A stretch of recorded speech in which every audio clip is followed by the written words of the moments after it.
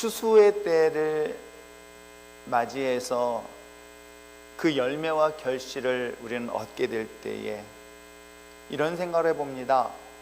이 세상을 살아가는 모든 일에 있어서 선택을 하고 그 선택에 대한 결과를 얻는 것이 바로 오늘 우리들의 삶의 모습이 아닐까 생각합니다. 어떤 선택을 하느냐에 따라서 그 결과에 따른 책임 또한 져야 되는 것이 우리들의 인생이 아닐까 생각하지요. 그런데 우리나라에 가지고 있는 민족적 특징 중에 하나는 오래 못 기다린다는 것이겠죠. 빨리빨리라는 것에 굉장히 익숙해져 있기 때문에 응답도 빨리 돼야 된다. 이번에 대통령 선거를 보면서 만약에 우리나라 사람들이 대통령 선거하는데 2, 3일 기다리라? 어땠을까? 하는 생각을 최근에 어느 나라의 대통령 선거를 통해서도 보게 되어지는데, 한편 이것이 우리에겐 좋은 장점도 될 수 있지만 또한 이것이 단점도 될 수 있음을 부정할 수 없겠죠. 내가 어떤 결과에 대한 기대가 속히 응답되어짐으로 인하여 기쁨을 누리는가 하면 또한 동시에 슬픔도 경험하고 있는 것. 특별히 우리가 하나님을 믿는 하나님의 자녀들에 있어서 우리에게 주어진 환경과 상황은 어떨까요? 현재 우리가 처한 환경, 이 상황이 즐겁고 기쁘고 행복하면 문제가 되지는 않습니다. 문제는 어려운 상황이 있을 때예요. 고난의 순간을 맞이했을 때에 여러분 어떻습니까? 하나님 도와주세요. 하나님 구원해 주세요. 하나님 응답하여 주세요 라고 기도할 때 우리는 어떤 마음을 가지고 기대를 하고 있습니까? 대부분의 경우 빨리 응답되어지고 빨리 해결되어지고 빨리 구원해 주실 것에 대한 기대는 아마 이 모든 우리들의 마음속에 공통된 심리가 아닐까 생각해 봅니다. 그러기에 우리 인생에 있어서 뿐만 아니라 신앙의 위기를 만날 때가 어느 때인지 아십니까? 하나님의 응답이 더디될 때예요. 하나님의 응답이 바로바로 기도하는 대로 이루어지고 내가 필요한 처한 상황 속에서 어려움의 문제를 즉시 응답해 주시면 사실은 신앙에 큰 위기가 없습니다. 근데 문제는 뭐냐면 이런 상황 속에서 하나님의 응답이 더디된다는 것이죠. 하나님의 응답이 더디되는 것뿐만 아니라 때에 따라서는 침묵하고 계실 때 자신이 하나님을 믿고 있다라는 그 믿음 자체가 흔들리고 요동하고 심지어는 더 나아가서 하나님이 살아계실까? 라고 의심, 부정까지 하고 있는 것이 오늘 우리들의 모습이 아닐까 생각해 봅니다. 그럴 때 떠오르는 단어가 때입니다. 물론 목욕탕에서 말하는 때는 아니겠죠. 하나님이 내게 구원하실 때, 하나님이 내게 응답하실 때. 그런데도 불구하고 우리가 신앙생활 속에서의 큰 딜레마에 빠지는 이유는 그 때가 나의 때와 하나님 때와 다른 것 때문에 문제가 되는 거예요. 내가 원하는 답의 때는 지금인데 하나님의 응답의 때는 지금이 아니라고 할 때에 이 아니라는 환경, 이 응답에 대한 이 상황을 우리는 정말 황당하게 바라보면서 실망하고 낙심하는 것이 오늘 우리들이 갖고 있는 신앙의 모습이 아닐까 생각해 봅니다. 여러분, 인생에 있어서 그 하나님의 때를 모름으로 인해서 많은 어려움을 당하는 것은 비단 오늘 우리가 하나님을 믿고 있는 신앙인들만의 이야기는 아닙니다. 오늘 성경책이 소개하고 있는 이 영적 지도자 모세의 경우도 말할 필요 없는 그런 인물이기도 합니다. 아마 여러분 신앙생활을 어느 정도 하신 분들은 구약에서 아주 대표적인 인물 몇몇을 얘기한다면 아브라함이라는 인물은 절대로 잊지 않는 인물 중에 한 사람일 것이에요. 그리고 또한 민족적 위기 앞에서 슈퍼스타처럼 등장하고 있는 모세 또한 아마 하나님을 믿는 오늘날의 모든 그리스도인 정도라고 한다면 다 알고 있는 이름이고 믿고 있는 이름이기도 합니다. 심지어는 그 혜택을 직접적으로 경험한 이스라엘 백성들은 어떨까요? 이스라엘 사람들에게 있어서의 모세는 민족의 영웅, 대한민국의 영웅은 누구다? 이 정도면 여러분들이 답을 바로 하셔야 됩니다. 담임 목사가 좋아하는 구약의 인물을 누구다? 요셉이다. 이걸 계속해서 반복해서 얘기합니다. 뭐 때문에 제가 요셉을 좋아한다? 꿈 때문이에요. 개꿈이 아니라 몽상가가 아닙니다. 이상가였기 때문에 저는 요셉을 좋아합니다. 여러분, 대한민국의 영웅? 이순신. 여러분, 이스라엘 사람들에게 있어서 민족의 영웅 하면은 모세라는 것을 아마 정말 우리는 부정할 수 없을 것이에요. 특별히 그는 하나님이 선택하셨습니다. 어느 때에? 이스라엘이라는 나라가 애굽에서 살고 있었을 때에 가장 힘들고 어려운, 그래서 미래를 예측할 수 없는 칠흑 같은 어두운 환경과 상황에 있었을 때에 하나님은 바로 유대인의 혈통으로 세상 가운데 태어나게 했고, 마침내 하나님은 이스라엘을 민족적 영웅으로 세우는 출애굽 사건의 주인공으로 세운 인물이 모세라는 것들을 여러분 너무나 잘 알고 있을 것입니다. 그런데 그는 그런 하나님의 특별한 섭리와 선택 속에서 그의 인생이 순탄했는가? 라고 본다면 결코 그렇지 않습니다. 하나님의 때에 대한 미스테이크가 그의 인생에서는 참 많은 순간의 어려움을 경험하고 있는 이야기가 한 개인의 이야기지만, 사실 그것은 오늘 우리들의 삶 속에서도 동일하게 적용할 수 있는 이야기가 아닐까 생각을 하게 됩니다. 그의 인생을 좀 더 추적해 본다면, 하나님께서는 유대인의 혈통으로 태어났지만은 그가 자라고 성장한 40년의 기간은 당시 가장 강대국이라 이야기할 수 있는 애굽이라는 나라에, 그것도 바로 공주의 아들로 입양이 되어서 왕궁에서 최고의 학문,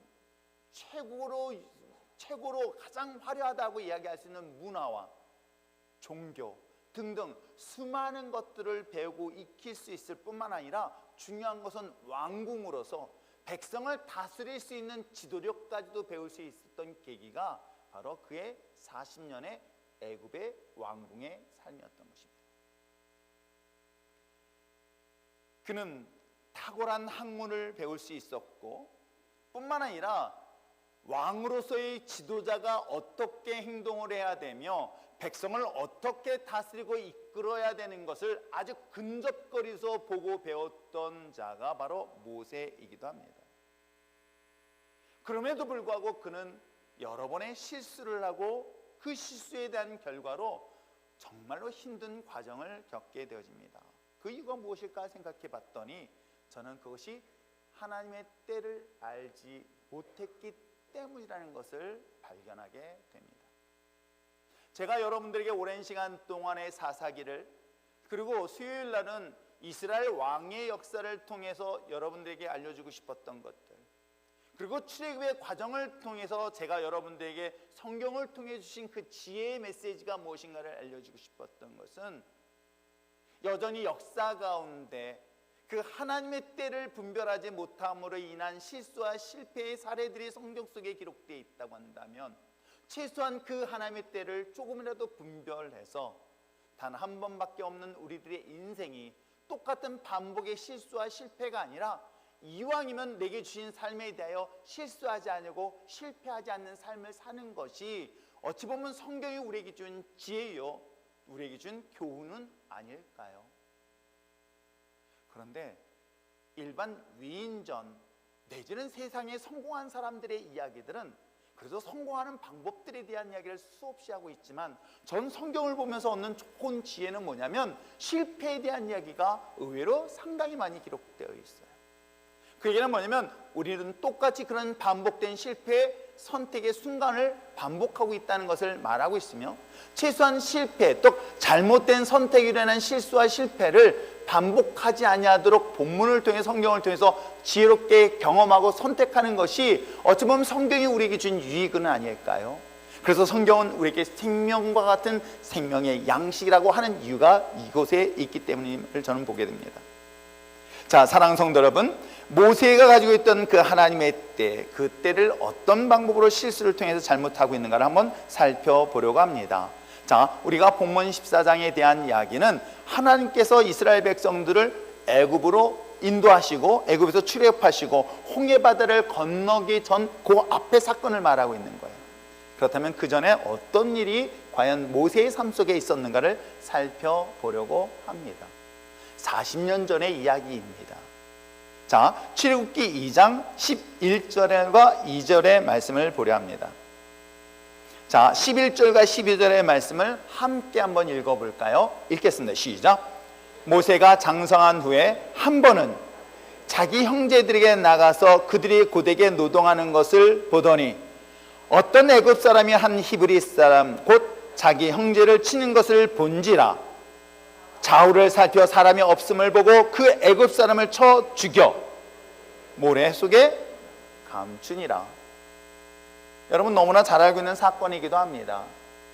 그는 어느 날 갑자기 같은 형제, 즉 히브리의 동족인 누군가가 애굽 사람에게 핍박을 받는 장면을 보고 그는 그냥 지나가지 않았습니다. 그리고 그 핍박하고 있는 그 애굽의 사람을 아무도 모르게 죽이고 몰래 암매장한 사건이 본문의 이야기이기도 합니다. 여러분, 이 본문을 통해서 자신이 누구이며 자신이 세상 가운데 어떻게 선택되어져 있는가를 어느 날 갑자기 그가 이렇게 이런 행동으로 표현했을까요? 그렇지는 않습니다. 자신의 동족이며 자신의 형제가 고통당하고 있는 이것은 어찌 보면 하나님이 예전부터 그의 어머니를 통해서 들려주었던 자신의 사명이 그 마음속엔 항상 가지고 있었던 것이에요.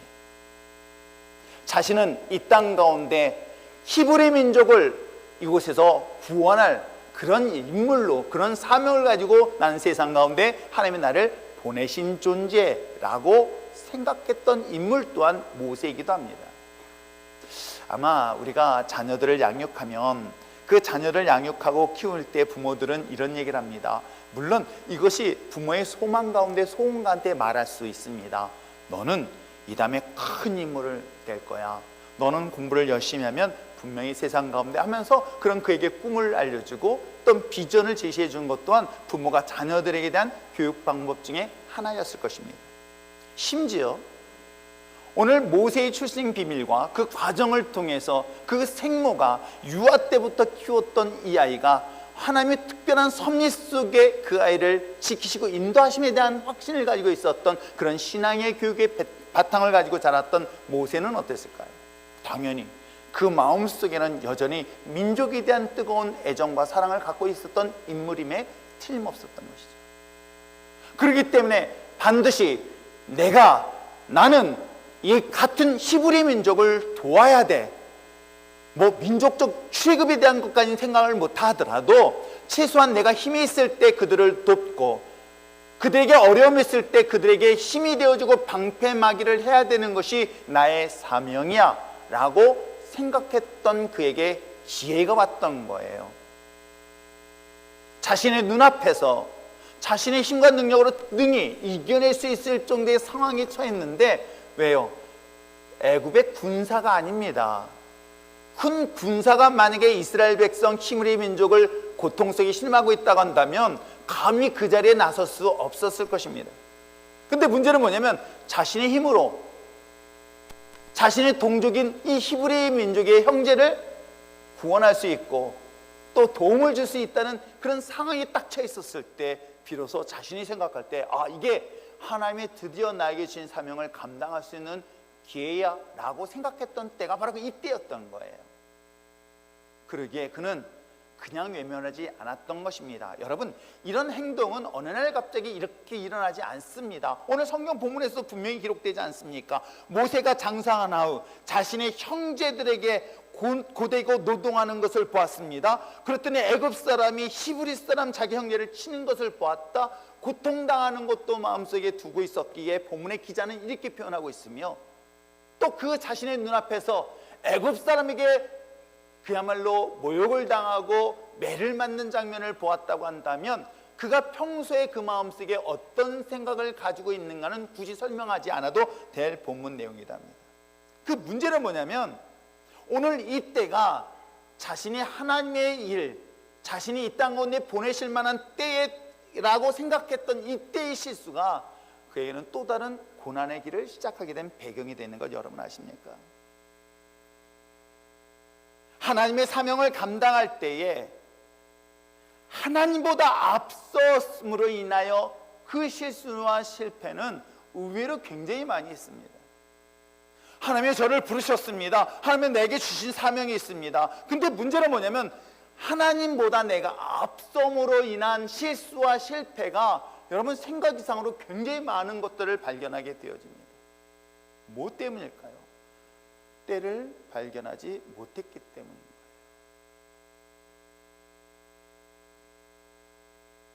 또 하나, 이 때를 잘못함으로 인하여 그가 하는 것 중에 하나는 특징적인 게 뭐냐면, 하나님의 사명, 즉 그에게 주인 이스라엘 백성들을 구원한 그 하나님의 구원 계획 속에 주어진 이 사명이 놀랍게도 하나님이 주신 힘이 아닌 자신의 힘, 즉 육신의 힘과 육신의 방법으로 처리하는 그런 미스테이크를 범하고 있는 장면이 본문 내용인 거예요.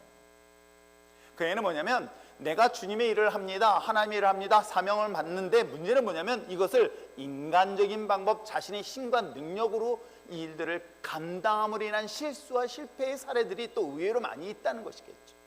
오늘 모세의 경우도 마찬가지인 거예요.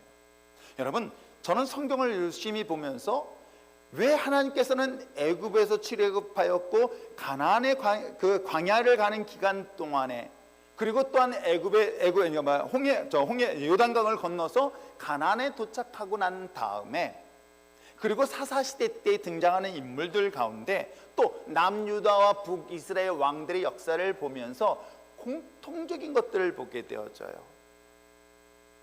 분명히 하나님의 일을 합니다. 그런데 놀랍게도 하나님의 일, 하나님의 사명을 감당하는 데 있어서 놀라운 거는 하나님이 주시는 힘, 하나님이 주신 능력이 아닌 자신의 능력과 힘으로 했다가 망하는 사례들에 대한 이야기들을 의외로 굉장히 많이 발견하고 있습니다.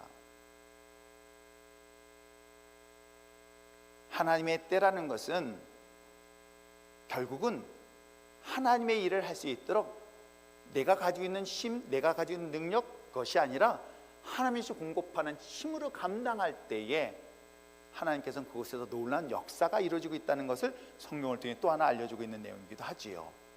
또 하나 볼 수 있는 게 있어요. 그게 뭔지 아십니까?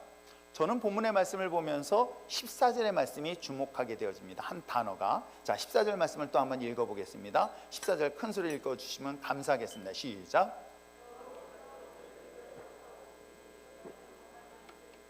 잠깐만. 출애굽기 2장 14절이에요. 출애굽기 2장 14절이에요. 14장 14절이 아니라 2장 14절이에요. 자, 한번 읽어보시길 바랍니다. 시작. 그가 이르되 누가 너를 우리를 다스리는 자와 재판관으로 삼았느냐? 내가 애굽 사람을 죽인 것처럼 나도 죽이려느냐? 모세가 뭐예요? 두려워하고 있다는 표현을 쓰고 있는 거예요. 저는 이 말씀을 보면서 하나님의 때에 대한 미스테이크가 하나님보다 더 앞서 행하게 되어졌고, 하나님의 때를 분별하지 못함으로 인해서 이것이 인간적 방법으로 일을 행하게 되어지고, 또 하나 하나님의 때를 모를 때 나타난 특징 중에 하나가 환경과 상황의 두려움의 대상이 하나님이 아닌 전 현실과 상황이라는 것을 보게 된 내용이 본문 내용인 거예요. 여러분 어떻습니까? 우리가 하나님을 믿고 의지하면서 하나님의 때를 하나님의 일을 감당함에 있어서 그 하나님의 때를 분별하지 못한 이런 실수는 단순히 모세에게만 일어나는 것이 아니라 오늘 우리들에게도 동일하게 일어나고 있는 일들은 아닐까요? 결국 그는 자신의 동족을 구원하기 위하여 살인했던 행위 때문에 바로의 징계가 두려워서 도망을 간 것이 미디안 광야의 40년의 학교에 입학을 합니다. 애굽의 왕궁에서의 학교의 40년, 그리고 미디안 광야 학교에서 또한 40년 동안 그가 배운 것이 무엇일까요? 그건 저는 하나님의 때라고 생각합니다. 하나님의 때를 배우는 과정이 그가 미디안 40년 광야 학교에서 경험하고 있는 내용이지요. 그는 미디안 광야에서 자신의 편안한 안식처가 되어줄 만한 그런 여인을 만나게 되어집니다. 그것이 바로 자신의 장인 이드로의 딸이었던 십보라라는 여인을 만나게 되었고, 그로 인하여 안정되게 아들을 낳으며 안정된 삶을 갖게 됩니다. 상상을 해보시기 바랍니다. 그가 어리부터 젊은 40대 40까지는 왕궁에서의 화려한 삶을 살았습니다. 그리고 자신이 이 땅에 태어난 존재 이유, 목적도 분명히 알았던 인물이에요. 그랬던 그가 때를 잘못 선택함으로 인하여 본의 아니게 이제는 미디안 광야에 가서 이드로라는 사람의 인물을 만나게 되었고, 본의 아니게 그 집에 무엇으로? 목동으로서의 삶을 사는 시간이 바로 이 광야의 기간 동안이었던 것입니다. 왕궁의 왕자로서의 삶이 어느 날 그는 평범하지 아니한 목동의 모습으로 살아가고 있는 것. 그의 삶을 살펴보면은 그가 여전히 양떼들을 몰고 광야 가운데 갈 때에 그 양떼의 주인이 자신이 아닌 이드로의 것이라고 이야기를 하고 있는, 호렙산에서 하나님을 만날 때 이야기를 하고 있는 거예요. 그러면 그는 40년 동안 열심히 노력하고 일했지만은 받은 거라고는 자식밖에 없는 거예요. 그리고 그의 장인의 여전한 소유물을 가지고 양떼를 물으며 광야를 돌아다녔던 그 시기가 그의 나이 80이 다 됐던 기간이기도 합니다. 과연 그가 하나님의 때를 경험하기 위해서 훈련을 받았던 게 뭘까 생각해 봤더니 힘 빼는 훈련이었던 거예요. 사랑하는 성도 여러분, 정말 하나님의 은혜 가운데 하나님을 만나길 원하고 하나님의 보호하심을 경험하고 하나님의 기적의 역사하심이 여러분 삶 속에 있기를 원하십니까? 힘을 빼십시오. 힘을 빼는 것만큼 하나님을 깊이 만날 수 있는 그 외의 방법은 없습니다. 힘을 빼는 것을 또 다른 방법으로 표현한다면 저는 give up이라는 단어를 쓰는 거예요. 자신이 가지고 있는 힘, 경험, 능력, 이 모든 정보는 사실은 하나님 앞에서는 아무것도 아니라는 것을 경험할 때 비로소 그는 하나님의 때를 보게 되는 거예요. 그것이 대표적인 인물이 누구일까 생각했더니 저는 사울이라는 인물이죠. 그는 다메섹에서 예수님을 만나게 됩니다. 그 예수님을 만나는 동안에 그가 힘을 절정적으로 뺐던 때가 어느 때인 줄 아십니까? 3일 동안 앞을 볼 수 없었을 때, 멀쩡한 눈을 한순간 잊어버리고 이제는 장애의 신분으로서 삶을 살아가야 되는 그 3일이 어쩌면 그 인생의 모든 힘을 빼는 순간은 아니었을까요? 그래서 그는 갈라디아서 이야기하기를 내가 그리스도와 함께 십자가에 못 박혀 죽고 오직 내 안에 그리스도만이 살 수 있었던 그 시간이 바로 다메섹에서 예수님을 만나고 그가 맹인으로서 앞을 볼 수 없는 그 순간을 가졌기 때문에 그는 그런 신앙의 고백이 가능하지 않았을까요? 40년의 미디안 광야 학교에서 이젠 더 이상 자신이 가지고 있는 능력, 보십시오. 그가 40대만 하더라도 혈기왕성했습니다. 여러분, 왕궁에서 배우는 것이 뭔지는 저는 모르겠어요. 저는 왕자가 아니기 때문에 왕으로 살았습니다. 근데 당시에 왕궁에서 살았다고 한다면 단순히 수학을 배우고 물리학을 배우고 영어를 배웠겠습니까? 아니에요. 무술도 배웠을 것입니다. 전쟁에 경험할 수 있는 그런 능력도 배웠을 것입니다. 그렇기 때문에 이 전쟁에 능했던 인물이 또한 모세가 아니었을까요? 그랬었기 때문에 40의 젊은 나이에 어려움을 당한 동족을 보면서 자신의 힘으로 그를 물리쳤던 것이죠. 그런데 그의 나이 80세가 되고 난 다음에 그럴 힘을 뺐습니다. 그럴 능력도 상실되었습니다. 그때 돼서야 하나님이 다시금 그를 재콜링하는 장면이 우리가 볼 앞에 있는 내용들이기도 합니다. 호렙산 가시떨기에서 비로소 자신의 힘이 모두 빠진 상태가 되었던 그때에 비로소 하나님의 음성을 듣게 되어지죠. 그랬던 그가 과거의 모습과 전혀 다른 힘을 빼고 난 다음에 그는 계속해서 하나님과 대화를 나누죠. 하나님은 내가 너를 불러 너를 이와 같이 애굽 땅에 애굽에서 고통당하는 이스라엘 백성들의 탄식 소리를 듣고 내가 너를 구원할 메신저로서 사명을 감당할 것이다 라고 했을 때에 드디어 하나님 나를 처음 부르시고 나에게 주신 사명이 인재입니까? 라고 하면서 불현듯 일어날 것 같았지만은 그는 힘이 빠졌습니다. 힘을 잊었습니다. 자신이 가지고 있는 것들이 이제는 아무것도 없는 거예요. 그동안 40년 동안 왕궁에서 최고의 학문을 배웠고 최고의 지식을 배웠고 최고의 전투 기술을 배웠던 그 능력이 아닌 매일같이 냄새나는 양떼, 말도 안 듣는 그 양떼를 몰고 다녀야 되는 이 모습에서 그가 소유한 힘은 아무것도 없을 때, 비로소 힘을 뺐을 때에 하나님은 그에게 다시금 제 소명의 이야기가 앞부분 3장과 4장의 이야기이기도 합니다. 자, 그랬었을 때 그는 3장에서 어떤 고백을 하는가? 3장 11절의 말씀을 보시길 바랍니다. 3장 11절 읽겠습니다. 시작. 모세가 하나님께 아뢰되 내가 누구이기에 바로에게 가며 이스라엘 자손을 애굽에서 인도하여 내릴까? 라고 얘기를 하는 거예요. 내가 무엇이 간대? 과거에 40년 전에 진적 좀 오시지. 그때 얼마나 힘이 있었습니까? 얼마나 능력이 있었습니까? 왜? 왕궁에서 살아쓰고 있었으니 만약에 전쟁의 무기를 구한다 하더라도 좀 더 유리하지 않겠습니까? 전쟁을 치르는데 그냥 가겠습니까? 돈도 있어야 되지 않습니까? 최소한 왕궁에 있었다고 한다면, 최소한 자신을 따르고 있는 사람들이 좀 더 있었다고 한다면, 특별히 자신이 왕자의 신분의 위치를 한다면 이스라엘 백성들을 끌고 나가는데 무엇이 어렵겠습니까? 근데 지금 40년 지난 다음에서야 비로소 하나님이 나를 너에게 그렇게 사명을 주셨을 때 그 사명을 제 소명을 깨닫게 할 때에 모세가 얘기하는 거예요. 내가 이제 무엇이겠는데, 내가 누구한데 지금 아무것도 아닌 나에게 하나님이 일을 감당케 합니까? 라고 이야기합니다. 그랬더니 하나님과 계속해서 대화가 나오죠. 4장까지 이야기를 합니다. 그래서 4장 10절에서 뭐라고 얘기합니까? 자기 말도 못하는 거예요. 좀 말재주가 없습니다. 그리고 혀가 어눌해졌다는 거예요. 왜? 80의 나이에 뚜렷한 목소리를 낼 수 없다는 거예요.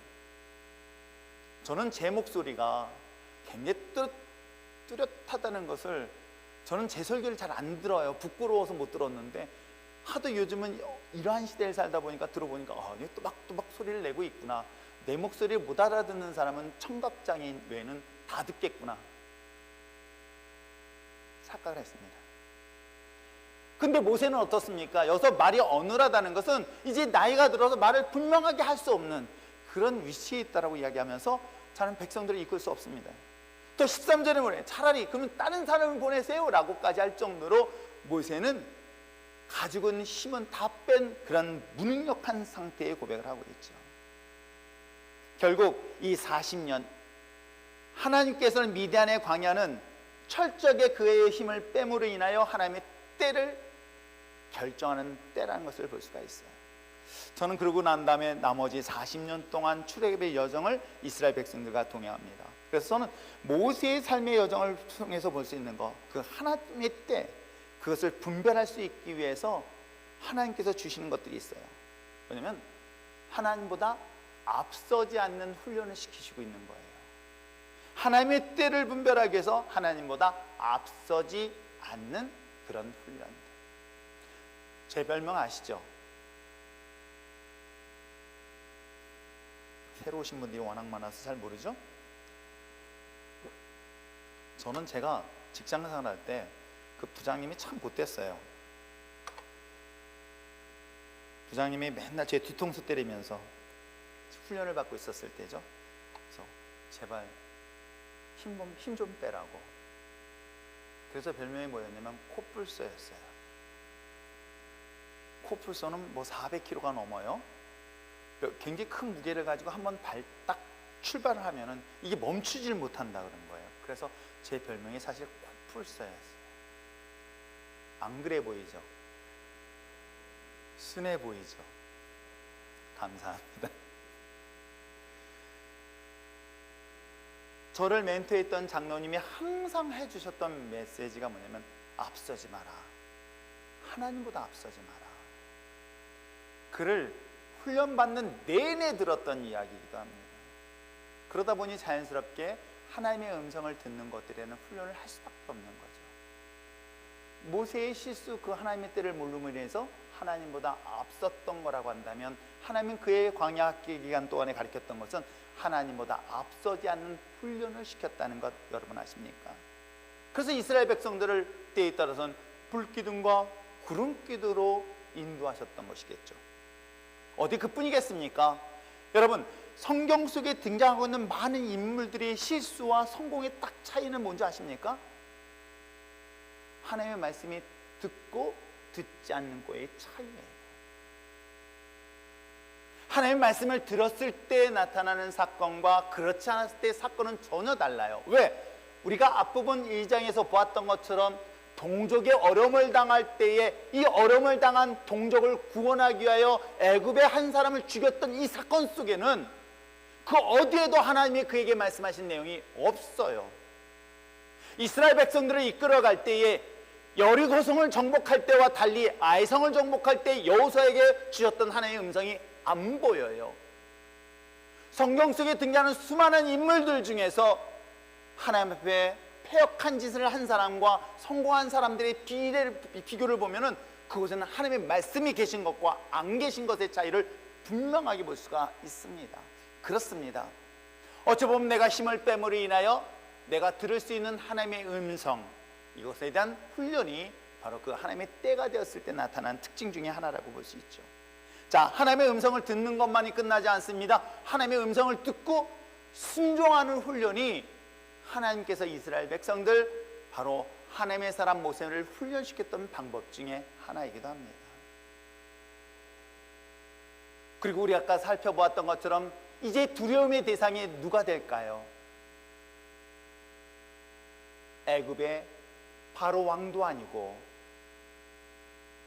자신을 위하여 돌을 들 것 같았던 동족인 히브리 사람도 아닌 바로 여호와 하나님만이 나의 삶의 두려움의 대상이 되는 것, 이것이 어찌 보면 이 훈련의 과정 속에 이루어지고 있는 특징 중에 아닐까. 그래서 이 두려움을 또 다른 표현으로 하나님을 경외하는 훈련이라고 볼 수 있습니다. 그리고 더 놀라운 것은 육신의 힘이 아닌 하나님의 힘을 가지고 일할 수 있는 훈련을 시키는 과정들이 바로 모세의 삶 속에 특징적으로 보여주고 있는 내용입니다.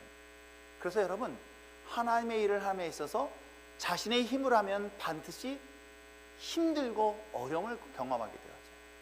그런데 하나님의 공급하시는 힘을 가지고 일을 하면 놀랍게도 그 안엔 충만한 은혜로 내가 감당할 수 없는 놀라운 능력과 힘을 발휘하는 경우를 경험하게 될 줄 믿습니다.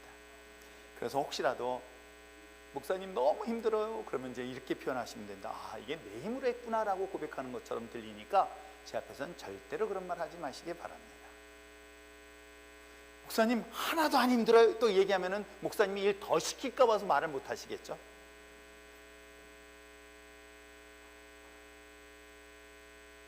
(23년) 동안 목회하고 89년도에 주님을 만나고 난 다음에 지금까지 참 많은 일들을 열심히 해왔는데 힘들었냐고요? 아니에요. 저는 하나님이 공급하시는 힘이 없었다고 한다면 벌써 죽었을지도 모르겠어요. 물론 몸이 쇠하여지는 것은 어쩔 수 없지만 그래도 여전히 내 마음속에는 뜨거운 열정이 남아있는 이유도 하나님의 공급하시는 힘 때문 아닐까요? 사랑하는 성도 여러분, 하나님의 때에 대한 이 훈련의 과정은 결국 하나님보다 앞서지 않는 훈련, 하나님의 음성을 들으며 순종하는 훈련, 그리고 두려움의 대상이 오직 하나님 아닌 하나님 한 분이라는 경외하는 훈련과 그리고 육신의 힘이 아닌 하나님의 공급하시는 힘으로 이 일들을 모두 감당할 때에 바로 그때가 바로 하나님이 구원하실 때, 역사하실 때, 기적이 나타날 때라는 걸 잊지 마시길 주매로 축원합니다. 지금의 인생, 하나님의 영원한 나라에 가기 위한 과정입니다. 마치 이스라엘 백성들이 가나안이라는 곳을 가기 위한 그런 과정에서 왕궁의 40년, 미디안 광야에서 40년, 또 가나안 땅을 가기 위하여 광야의 40년이라는 기간 동안 지나가는 과정처럼 오늘 여러분도 하나님의 영원한 나라를 위하여 가져가는 이 과정들이 하나하나 훈련이라는 것 잊지 마시고 그 하나님의 때 앞에서 온전히 바로 설 수 있는 저와 여러분 되시길 주님으로 축원합니다. 하나님의 약속을 성취하기 위한 과정, 그것은 바로 오늘 우리에게 처한 환경과 상황 속에 이루어지고 있음을 보게 됩니다. 하나님의 은혜를 더욱 풍성하게 경험하는 이런 기적의 현장이 여러분 삶 속에 매일같이 일어나고 있다는 것을 고백하고 고백할 뿐만 아니라 발견할 수 있는 저와 여러분 되어주길 부탁드립니다.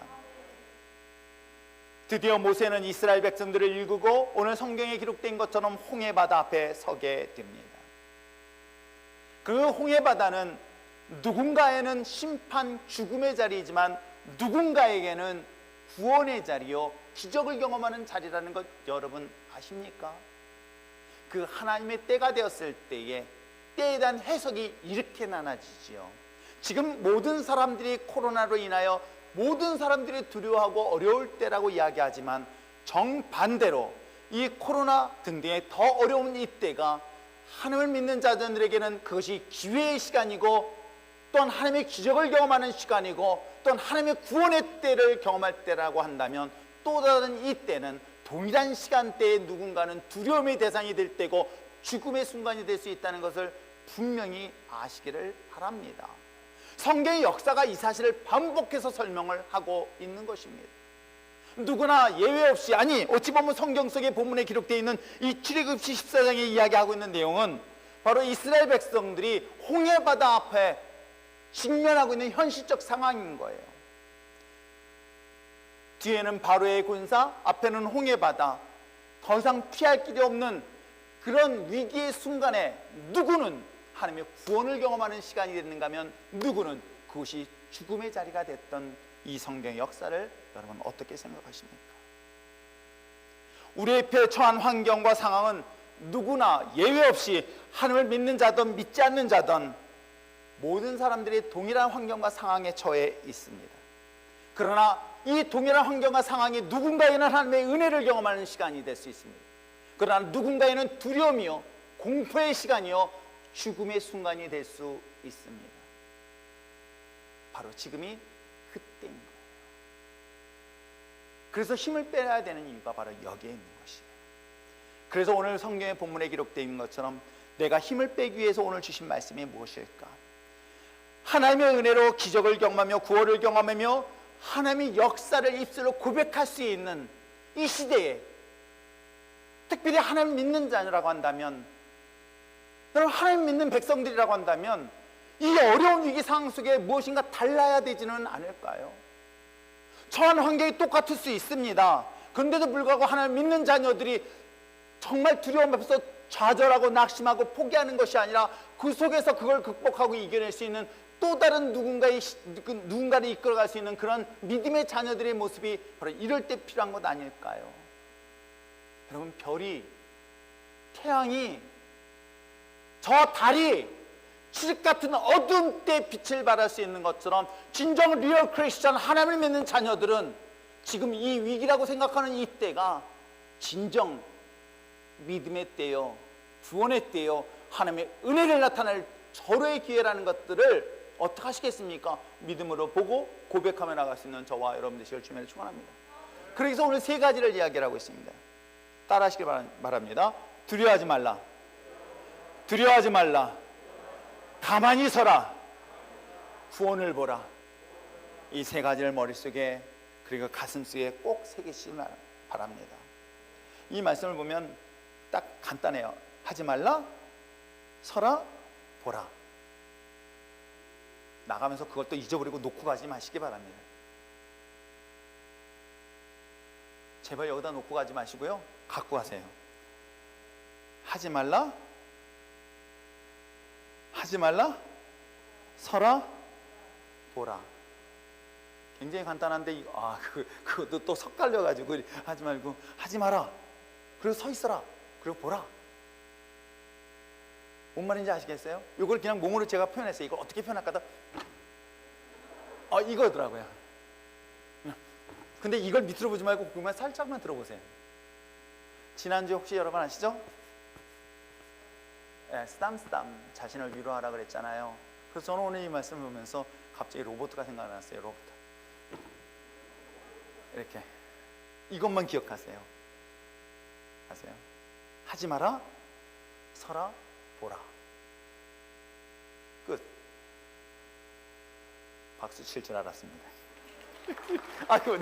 노. 이거 박수 치면 안 됩니다. 근데 뭘 하지 말라는 거예요? 두려워하지 말라는 거예요. 자, 우리 한번 본문의 말씀을 다시 한번 읽어볼까요? 14장 13절 말씀을 한번 읽어보세요. 13절 큰 소리 읽겠습니다. 시작.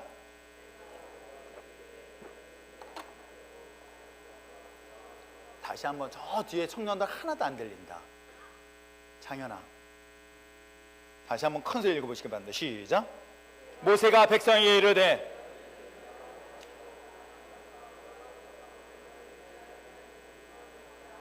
너희가 오늘 본 애굽 사람을 영원히 다시 보지?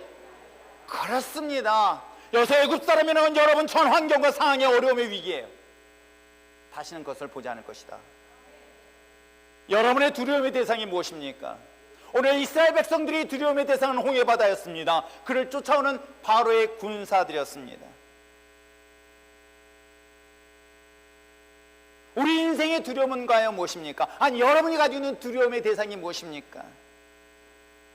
그것이 때로는 남편이 될 수 있어요.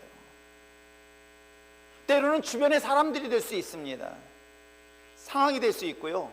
심지어는 인간에게 가장 두려움의 대상이 되는 게 뭔지 아십니까?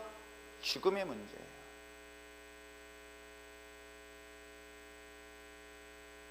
앞으로 일어날 그 예측이 가능한 일들에 대한 두려움이 오늘날 우리의 삶을 꼼짝 못하게 우겨싸고 있는 것 여러분 아십니까? 이것을 어떻게 극복할 수 있을까요?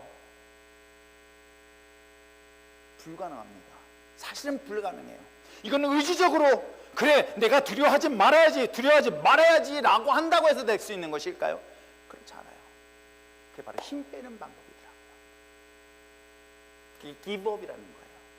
여러분, 죽음에 대한 두려움을 가진 사람이 그래 포기를 하자라고 죽음을 탁 내려오는 순간부터 어떤 마음을 갖는지 아십니까? 평안하다는 거예요. 많은 임종 예배를 드리고 죽음을 눈앞에 둔 사람과 마지막 이야기를 나눌 때에 죽음을 기꺼이 받아들이는 거예요. 물론 하나님 믿기 때문에 기꺼이 하나님 나라를 바라보기 때문에 두렵지 않지만 그렇지 않은 분들은 두려운 거예요. 심지어는 직분을 가진 권사일지라도 죽음의 눈앞에서는 나는 아직도 여전히 두렵다라고 외치고 있는 거예요.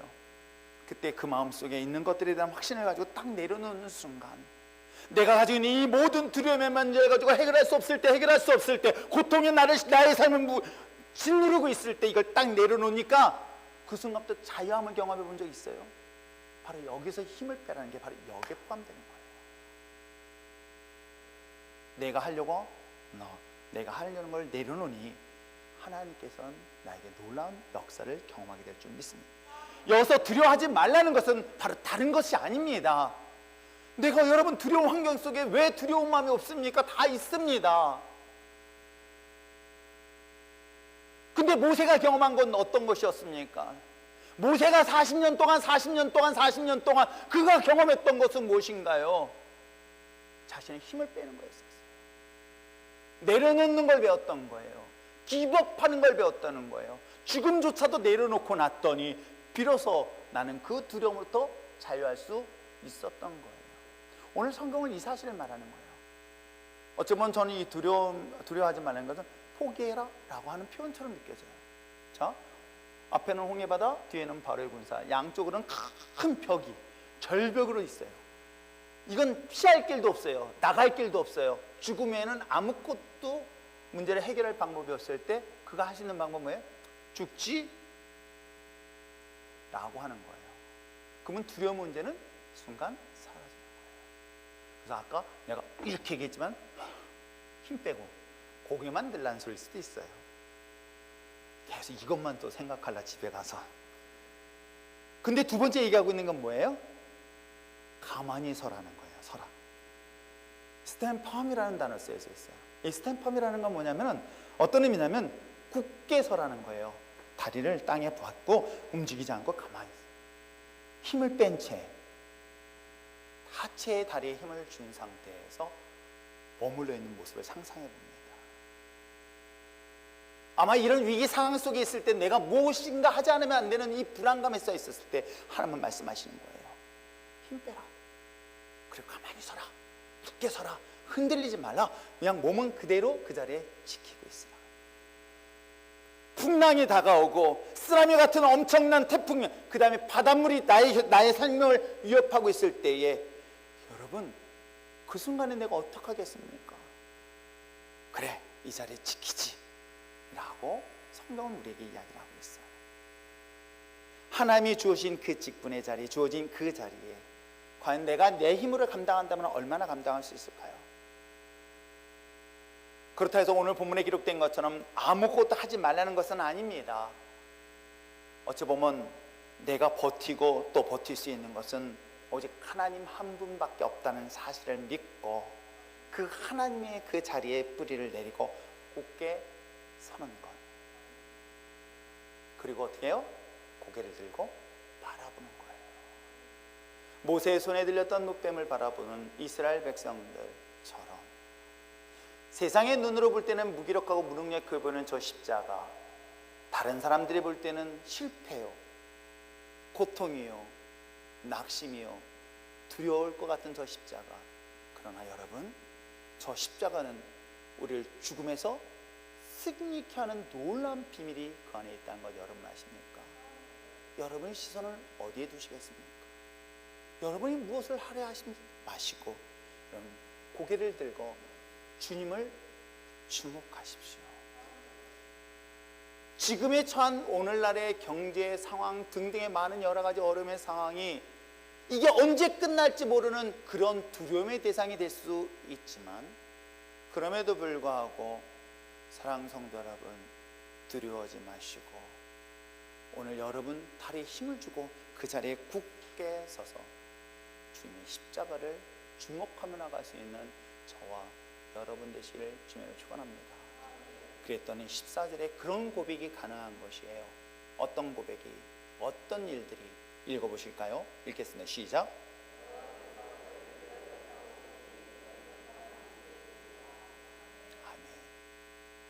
하나님이 일하시는 걸 보게 될 것이에요. 하나님이 역사하심을 보게 될 것이에요. 여러분이 맡은 자리에서, 자신의 주어진 자리에서 흔들리지 아니하고 요동하지 아니하고 정말 하나님을 바라보면서 사명을 잘 감당하며 나갈 수 있는 저와 여러분 되시길 부탁드립니다. 그것이 예배 자리도 그 중에 하나는 아닐까요?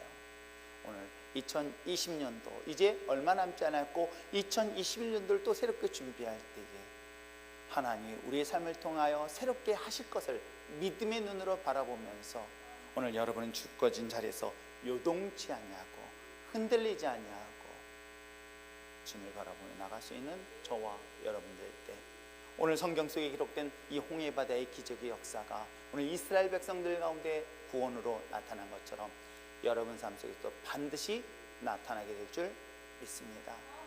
내가 기법할 때 하나님이 나를 붙잡으십니다.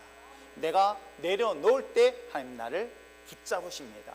그리고 마침내 나를 구원의 길 승리의 자리로 반드시 세워지게 될 줄 믿습니다. 목사인 제가 여러분을 바라보면서 갖는 꿈 또한 그 중에 하나입니다. 우리 율전의 신앙의 공동체 한 사람 한 사람들이 이런 믿음의 눈으로 바라보며 주의 역사하심을 기대하면서 끊임없이 나갈 수 있는 저와 여러분 되시길 주님으로 축원합니다.